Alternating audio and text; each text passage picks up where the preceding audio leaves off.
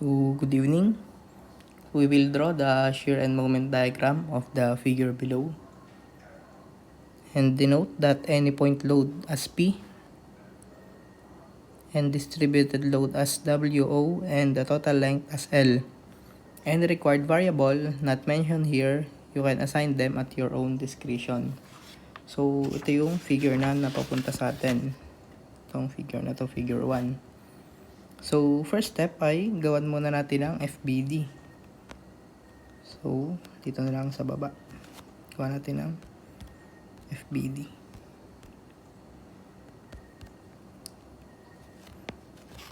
Ay, wait lang. May masyadong maliit.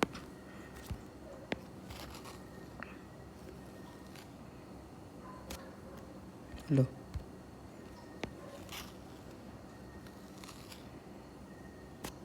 Ayan. Ito yung ating beam. And let's draw the reactions. So, dito, pangalanan natin siyang point A dito sa part na to. Then, itong malapit sa may point load natin, pangalanan natin siyang point B. And itong right side naman ng ating beam ay pangalanan nating C. So, lagyan na natin ng reactions yung ating FBD. So, first, yung reactions nung ating roller at saka pin. So, meron tayo ditong AY. Meron tayo ditong CY and CX.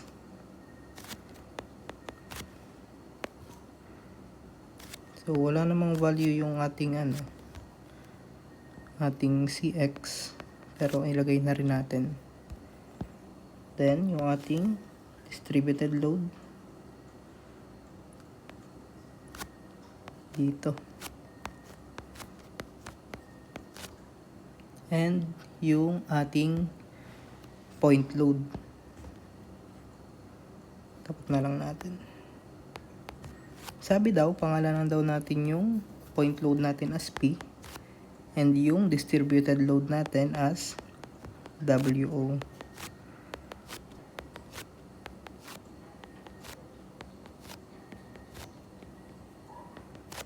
Ayan, ito yung ating free body diagram.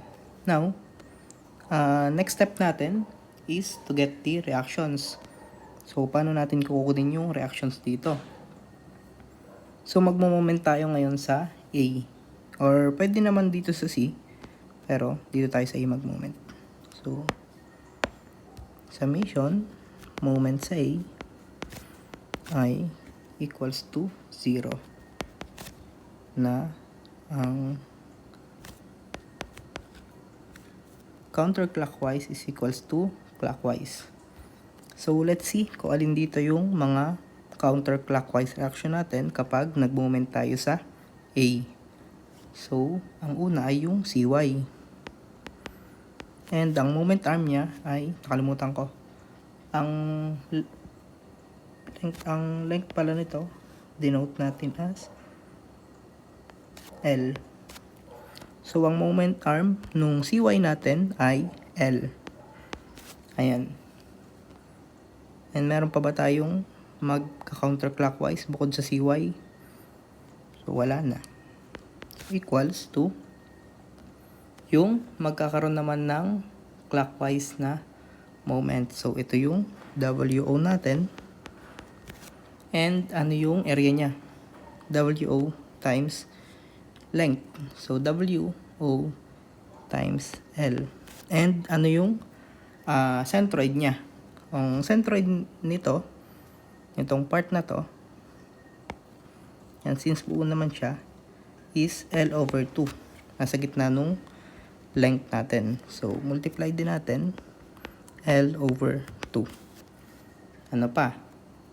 Meron tayo ditong P, yung ating point load, na ang moment arm niya ay L over 2 din. Kasi makikita naman natin, nandito siya sa gitna. So, nasa gitna siya ng L. Then, cancel out natin tong dalawang L para mag-come up tayo sa CY is equals to W O L over 2. Ayan, sinisimplify na natin Ito yan. W O L over 2 plus PL over 2. So ngayon, i-isolate natin yung L over 2. Kasi yan, nakikita nyo, may L over 2 parehas. So, pwede natin gawin is CY is equals to L over 2 times WO plus P. And ito na yung ating first equation. Ay, hindi pala. Nasa pagkuha pa lang pala tayo ng reactions. So, next naman natin gawin is mag-moment tayo sa C. Pero, ang lalabas lang din dyan ay CY is equals to AY. Pares lang yan. Kasi, as you can see ay, naman siya, symmetrical. And wala naman tayong forces or X forces. So, lang yan, magiging parehas lang yung sagot dyan na L over 2 times WO plus P. So, ngayon, magkakat ngayon tayo. Magkakat tayo dito sa first part natin, which is dito sa may part ng A to B. Ayan. Itong part na to. Ayan, cut natin yan. So, ngayon, draw ulit tayo ng FBD. So, pangalanan na lang natin siya ng cut from A to B. So, ngayon, draw tayo ng FBD. Ay, wait lang.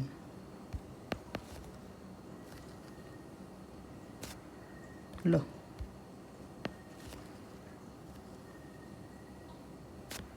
Ayan, draw tayo ng FBD nung ating cut. So, ito yung ating beam na nakat.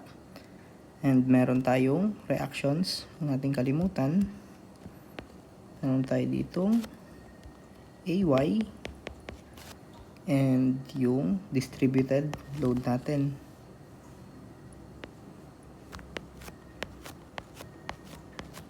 Dito yan dito yan sa part na to. Ito, so hindi pa natin na isasama yung B. I mean yung P. Yung ating point load.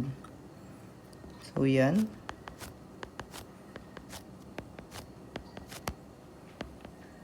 And yung mga lumabas na reaction kapag nagkakat tayo, which is yung shear tsaka yung moment natin. Yung normal force, hindi na natin siya isasama.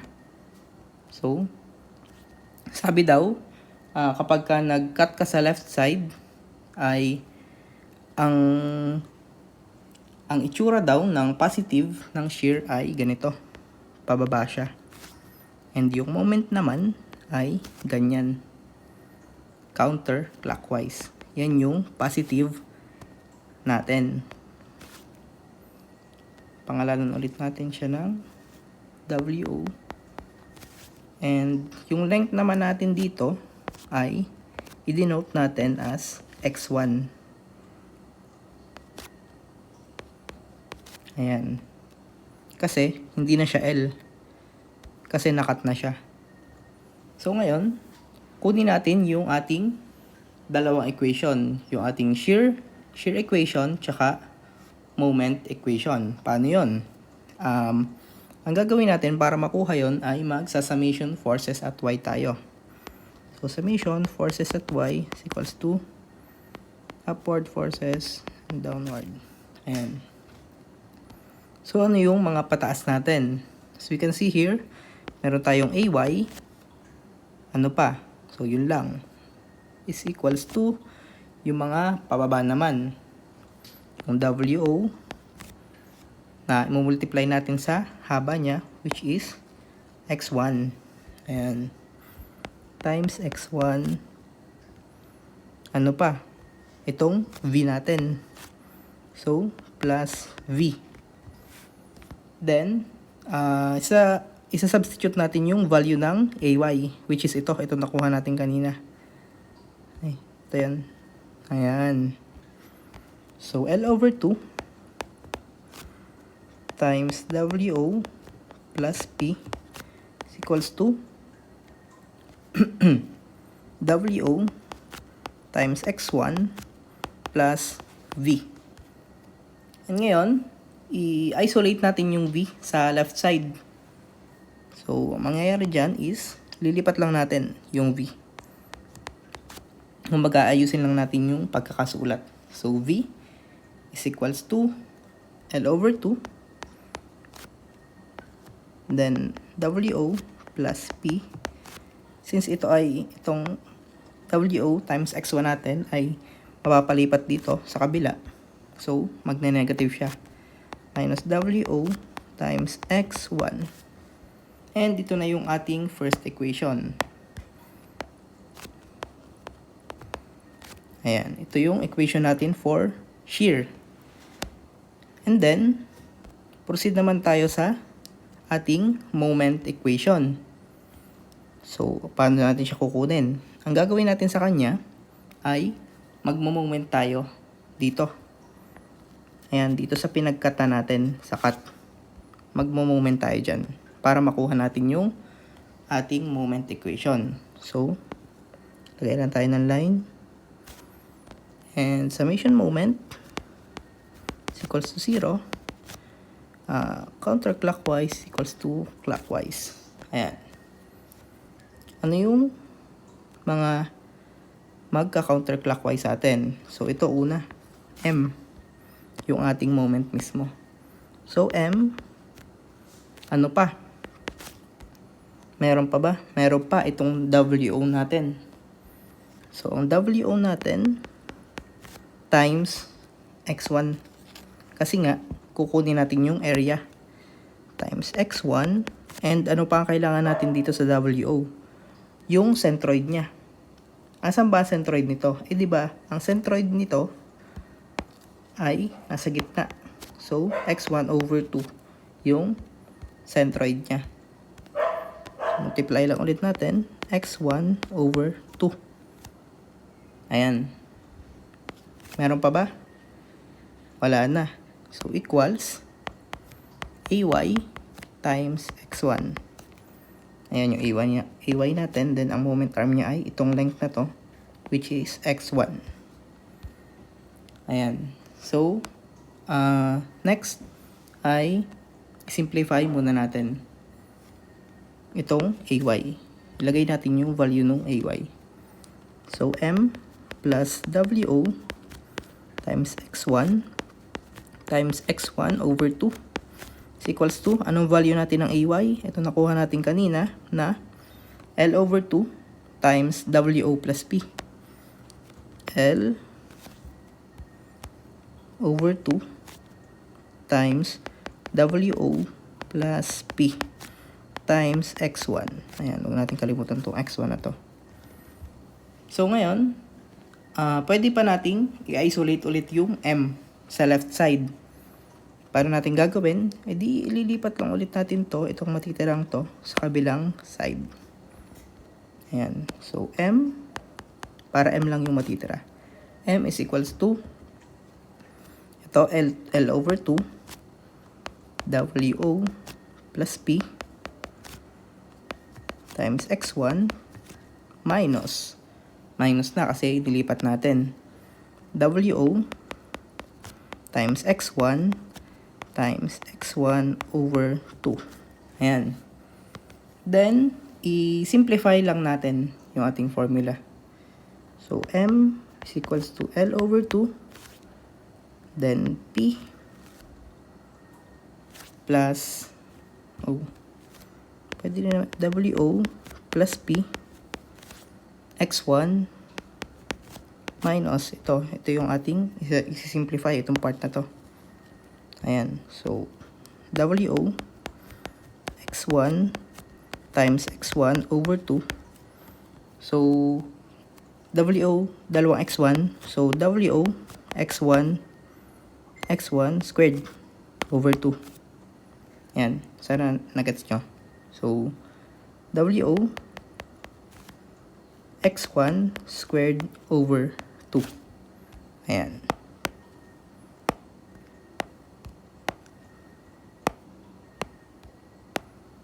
Wait lang.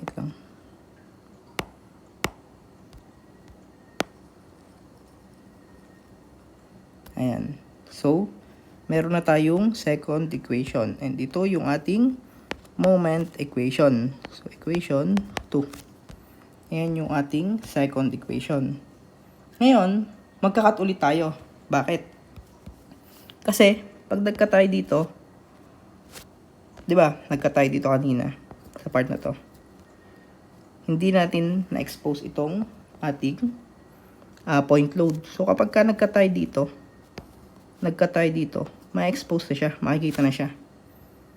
So, magkakat ulit tayo. Pangalanan na lang natin siya as cut ng A to C. So, cut A to C. Ayan. Then, draw ulit tayo ng FBD. Ay, wait. Pangit na naman. Yan, meron tayo ditong beam and yung ating loadings. Meron tayo ditong AY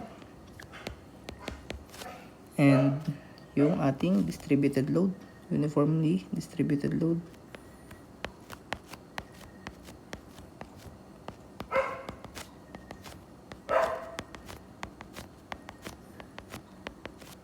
And yung ating P ay wala siya sa gitna.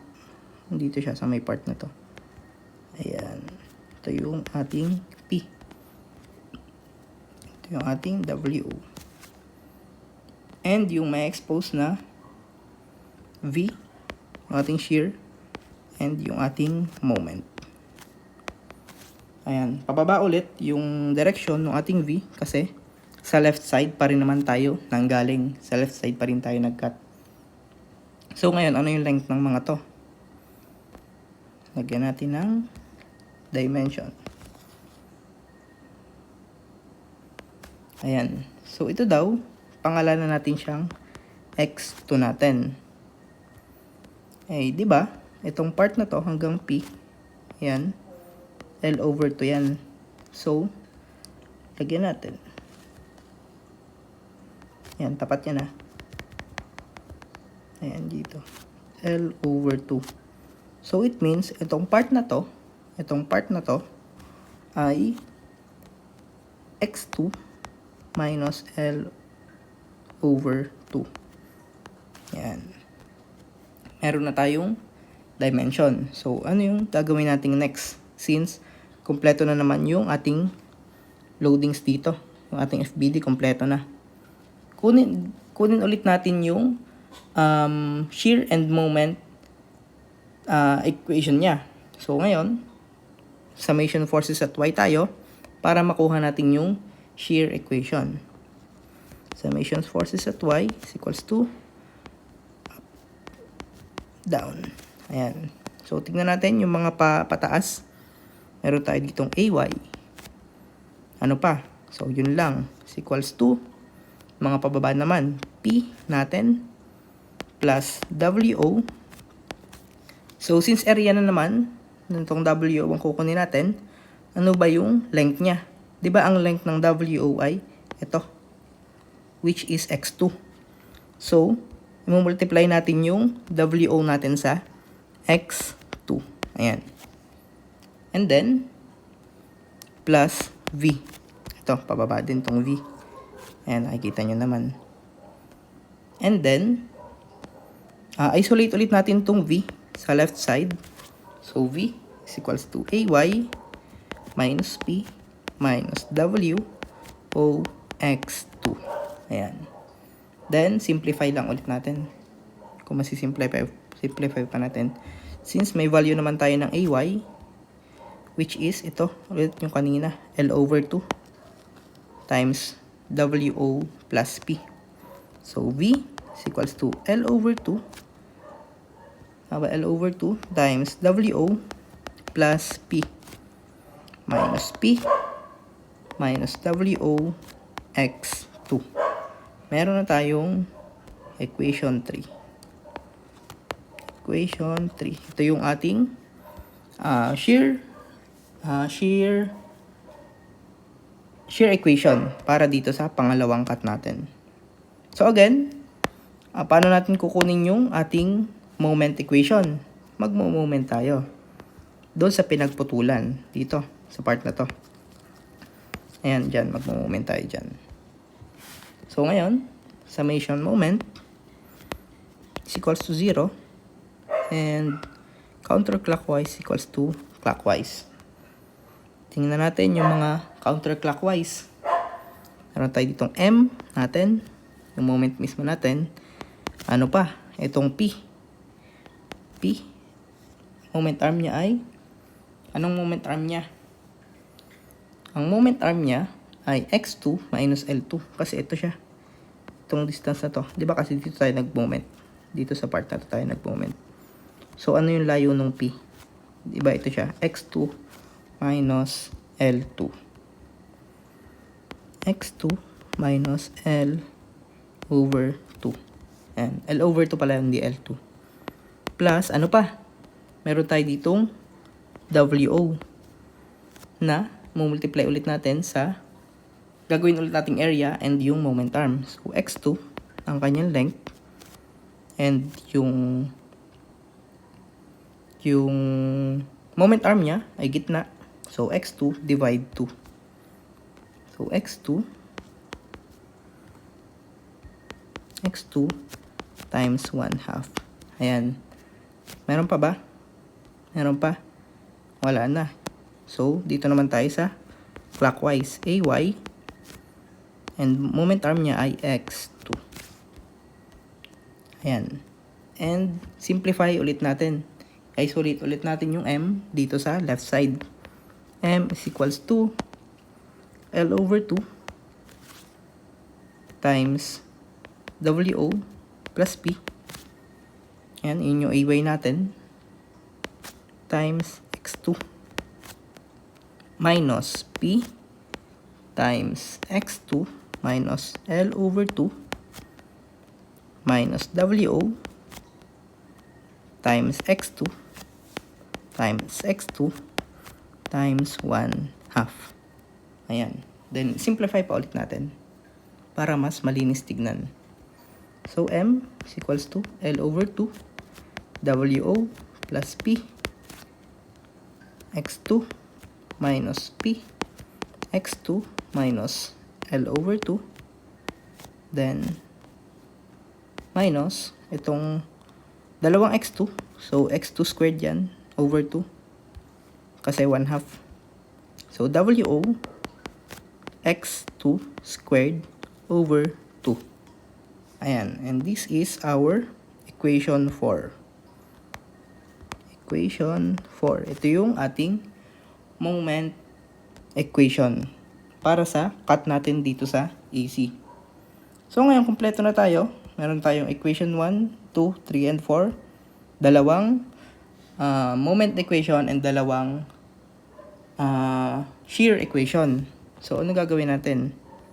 Ngayon ay gagawin na natin yung ating shear and moment diagram. So paano siya? Draw tayo ng tatlong line dito. Ayan.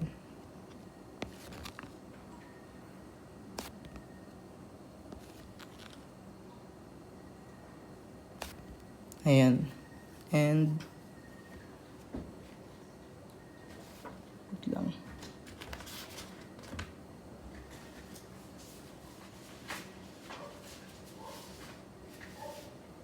And ngayon, i-draw natin dito sa taas, draw natin yung FBD nung ating problem. So, meron tayo ditong AY. Meron tayo ditong distributed load.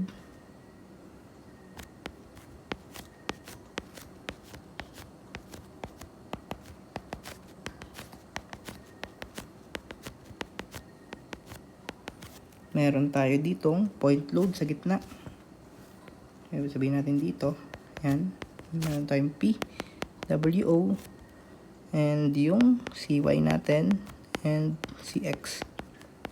So, useless naman yung CX kasi wala naman tayong X forces. Pero, sinasama lang natin para makita nyo ng kompleto. And dito sa baba ay yung ating shear diagram. So, sabi daw, kapag meron daw tayong point load, ang shear diagram daw niya ay 0% slope. So, it means, aakyat siya. Aakyat dito kasi may AY tayo dito. Ayan, aakyat siya dyan. Yan yung ating AY. And then, kapag naman daw distributed load, meron naman daw tayong 1 degree na slope. So, ngayon, bababa naman siya. Lagyan natin ito ng, ito yung AY natin AY. Ay, wait lang. Bago pala natin simulan, pantay pala muna natin. Lagyan natin ng markings para pantay. Ayan. Then itong P, lagyan din natin. Kasi, magkakaroon ng disruption dyan sa may P. So, ngayon, meron tayo ditong AY. And now, sabi daw, ay kapag meron daw tayong distributed load, uniformly distributed load, ay ang shear daw niya, ang shear diagram daw niya ay 1 degree slope. So, anong ibig sabihin nun? Pag ganito siya. 1 degree slope. Ayan. 1 degree slope. Imagine nyo na lang na straight, tsaka isang line lang yan. Ayan. Then, after nun, meron ulit tayo ditong point load, itong P. So, 1 degree slope ulit tayo dito. Ayan. And, itutuloy natin itong distributed load natin. So, meron tayo ditong point load and meron ulit tayong distributed load. Ayan. And then, meron tayo ditong CY, which is point load again, na same lang ng AY. Diba? Dito, sinabi ko na CY is equals to AY. So, it means, babalik siya dito. Babalik siya sa 0. And kapag naba-0 natin siya, it means tama yung ating shear and moment diagram. So, ito yung para sa ating shear diagram. Ano tayo dito? CY. Yan. So, itong part na to, itong 1 degree slope, yan yung itong mga yan. Ito yung ating mga point loads. Yung AY, P, and CY natin. And ito namang mga 1 degree slope natin, ayan yung ating distributed load W0. And now, proceed naman tayo sa moment diagram niya. So, sabi daw, ang moment diagram daw ng distributed load ay 2 degrees slope. So, paano siya? So, ganito ang magiging itsura ng ating moment diagram. Ayan. Ito yung peak natin. Then, pababa. Which is, yan ay 2 degrees slope. And, lagyan natin ng ito ang ating moment. Ito ang ating shear. And, ito na ang ating shear and moment diagram para sa ating problem na ito.